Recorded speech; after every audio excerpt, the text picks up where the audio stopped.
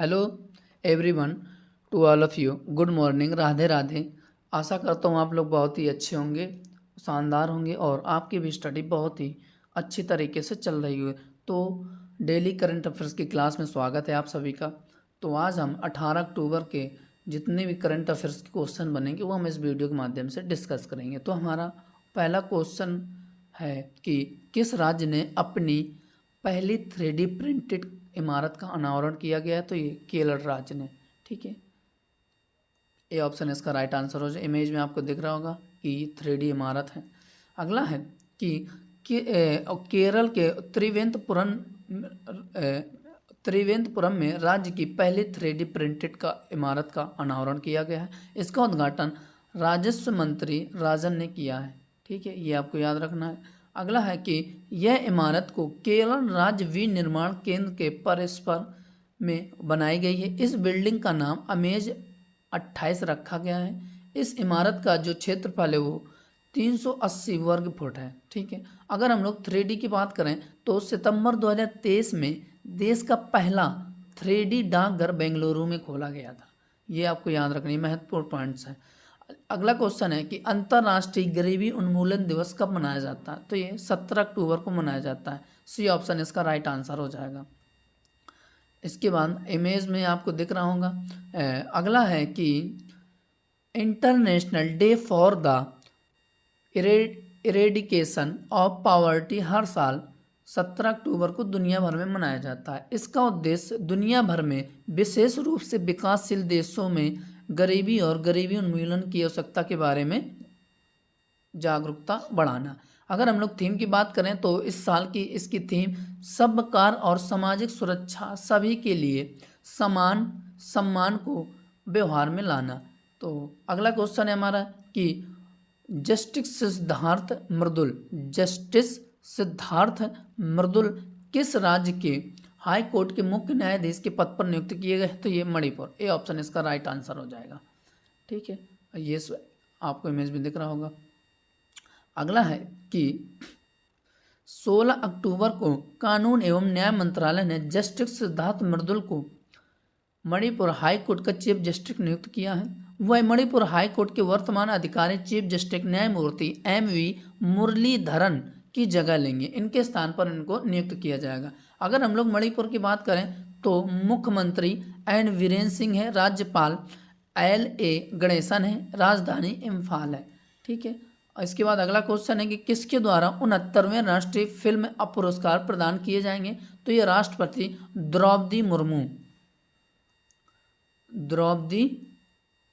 मुर्मू के द्वारा ये अवार्ड प्रदान किया जाएगा। ठीक है, इसमें आपको इमेज में दिख रहा होगा कि बहुत सारे लोगों को ये अवार्ड दिया गया है, उस पर हम लोग चर्चा करेंगे।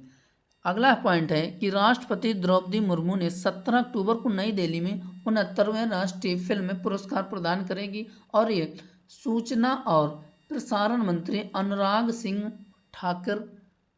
ठाकुर जो हैं वो इस अतिथि के रूप में सम्मानित हुए हैं। और इसके बाद अगला है कि 69वें फिल्म पुरस्कार विजेताओं किनको दोस्तों ये पुरस्कार दिया गया, तो उस पर हम लोग डिस्कस करेंगे। जैसे अगला है कि वर्ष 2021 के लिए सर्वश्रेष्ठ फीचर फिल्म R माधवन द्वारा निर्देशित रॉकेटरी द नाबी इम्फेक्ट को वर्ष 2021 के लिए सर्वश्रेष्ठ फीचर फिल्म चुना गया है। और इसके बाद अगला है सर्वश्रेष्ठ अभिनेता की बात करें तो ये अल्लू अर्जुन को द पुष्पा राइज फिल्म के लिए सर्वश्रेष्ठ अभिनेता पुरस्कार चुना गया है। ये मूवी आप लोगों ने देखी होगी। इसका एक फेमस डायलॉग है पुष्पा राज वो झुकेगा नहीं वाला, है ना। अगला है कि सर्वश्रेष्ठ अभिनेत्री को आलिया भट्ट और कृति सेनन को गंगूबाई काठियावाड़ी और मिमी के लिए कृति सेनन को सर्वश्रेष्ठ अभिनेत्री का पुरस्कार से सम्मानित किया गया है। इसके बाद अगला पॉइंट है हमारा कि best supporting actress Pallavi Joshi को कश्मीर फाइल्स के लिए बेस्ट सपोर्टिंग एक्ट्रेस का अवार्ड मिला है। इसके बाद अगला है कि सर्वश्रेष्ठ सहायक अभिनेता को मिमी के लिए, ठीक है, पंकज त्रिपाठी को सर्वश्रेष्ठ सहायक अभिनेता का पुरस्कार दिया गया है। इसके बाद 100 श्रेष्ठ लोकप्रिय फिल्म की बात करें तो ये ट्रिपल आर संपूर्ण मनोरंजन प्रदान करने वाली 100 श्रेष्ठ लोकप्रिय फिल्म का अवार्ड दिया गया है। ये आपको याद रखना है। अगला है कि राष्ट्रीय एकता पर सर्वश्रेष्ठ फिल्म के लिए नरगिस दत्त पुरस्कार विवेक अग्निहोत्री द्वारा निर्देशित द कश्मीर फाइल को राष्ट्रीय एकता पर सर्वश्रेष्ठ फिल्म के लिए नरगिस दत्त पुरस्कार दोस्तों इसको दिया गया है। अगला पॉइंट्स है कि दादा साहेब फाल्के पुरस्कार वाहिदा रहमान को लाइफ टाइम अचीवमेंट अवार्ड से सम्मानित किया गया है। ठीक है, इसके बाद अगला है कि किस राज्य के काजू को जीआई टैग दिया गया है, तो गोवा राज्य के काजू को जीआई टैग दिया गया है। ए ऑप्शन इसका राइट आंसर हो जाएगा। ठीक है, अगर हम लोग थोड़ा सा ऐतिहासिक चर्चा करें कि 16वीं शताब्दी में पुर्तगालियों द्वारा गोवा में काजू को लाया गया था, ये आपको याद रखना है। ठीक है, इसके बाद अगला है कि सबसे पहले दोस्तों भारत का पहला जीआई टैग दार्जिलिंग चाय को जीआई टैग पाने वाला पहला भारतीय उत्पाद बन गया था। ठीक है, ये आपको याद रखना है। इसके बाद अगला है ये 10 वर्षों के लिए मान्य रहता है। ठीक है, ये आपको दोस्तों लिस्ट दी गई है।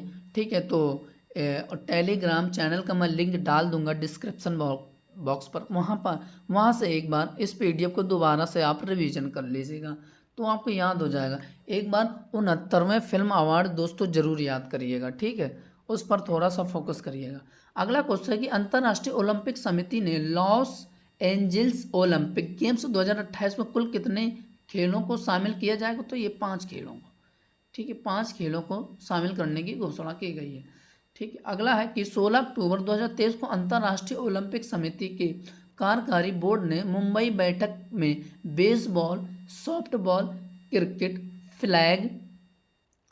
फ्लैग फुटबॉल, लैक्रोस और स्क्वैश को लॉस एंजल्स ओलंपिक गेम्स 2028 में शामिल करने का निर्णय लिया है। अगर अंतर्राष्ट्रीय ओलंपिक समिति के बारे में बात करें तो इसकी स्थापना 23 जून 1894 में हुई थी। अध्यक्ष थॉमस बाख जी हैं और मुख्यालय लुसाने स्विट्जरलैंड में स्थित है। अगला क्वेश्चन है कि आरबीआई ने किस बैंक पर 1 करोड़ का जुर्माना लगाया है, तो यूनियन बैंक। ठीक है, ए ऑप्शन इसका राइट आंसर हो जाएगा। ठीक है, इससे रिलेटेड कुछ पॉइंट्स पर भी दोस्तों डिस्कस करेंगे। अगला है कि रिजर्व बैंक ऑफ इंडिया यानी कि आरबीआई ने निर्देशों का पालन नहीं करने के लिए सार्वजनिक क्षेत्र के union bank of India, RBL bank और बजाज फाइनेंस लिमिटेड पर जुर्माना लगाया है। ठीक है, ये 1 करोड़ रुपए का। ठीक है, ये आपको याद रखना है। इसके बाद अगला है कि किसने ग्लोबल मैरीटाइम इंडिया समिट 2023 का उद्घाटन करेंगे, तो नरेंद्र मोदी जी करेंगे। ये ऑप्शन इसका राइट आंसर हो जाएगा। ठीक है, इमेज में आपको दिख रहा होगा।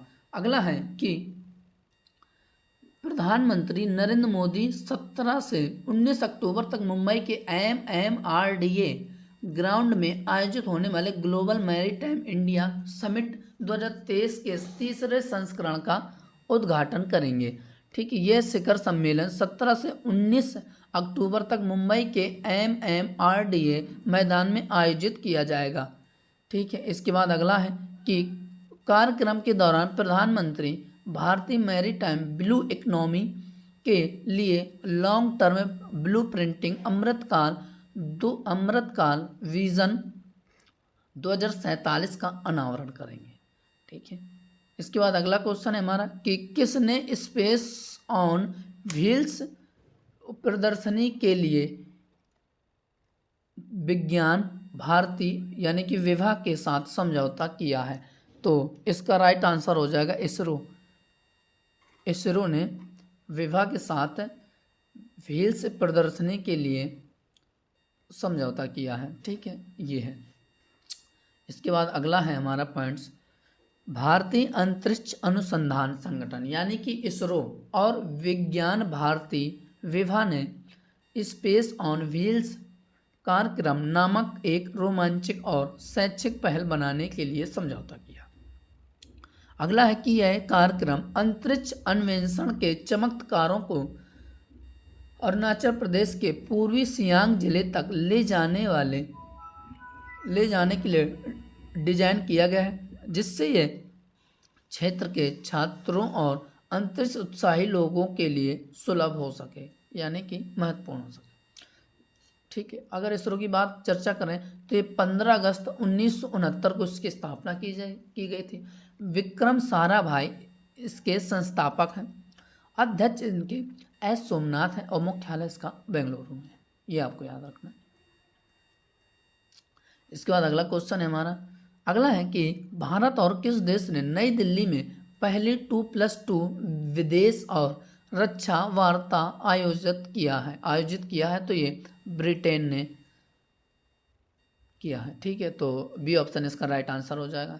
अगला है कि भारत यूके 2+2 विदेश और रक्षा वार्ता का उद्घाटन नई दिल्ली में हुई है, जहां दोनों पक्षों ने व्यापार, रक्षा, स्वास्थ्य सेवा और अन्य महत्वपूर्ण क्षेत्रों में सहयोग पर जोर दिया गया है। तो दोस्तों, जितने भी आज के करंट अफेयर्स के क्वेश्चंस थे वो हमने इस वीडियो के माध्यम से डिस्कस कर लिया है। अगर ये वीडियो आपको अच्छा लगे तो हमारे चैनल को सब्सक्राइब जरूर कर लीजिएगा। तब तक के लिए हम लोग नेक्स्ट क्लास में मिलेंगे। तो ठीक है, तो जय हिंद जय भारत। आप लोग अपना ख्याल रखिएगा ज़रूर, ठीक है, और स्टडी भी करते रहिए। बाकी दोस्तों, टेंशन लेके स्टडी नहीं करनी है, इस बात को थोड़ा सा अपने दिमाग में सेट कर लीजिए कि टेंशन लेके पढ़ाई करेंगे, आप सोचो कि मैं रात भर पढ़ूं, तो ऐसा कुछ नहीं है दोस्तों। एकदम फ्री माइंड होके पढ़ाई करिए, एकदम फ्रेश मोड में। जितना अच्छा फ्रेश मोड में आप पढ़ेंगे उतना ही अच्छा चीज़ों को आप लोग मतलब याद कर पाएंगे। तो इस चीज़ को याद रखिएगा, मेरा सजेशन मानिए तो ठीक है, हम लोग अगली क्लास पर मिलेंगे।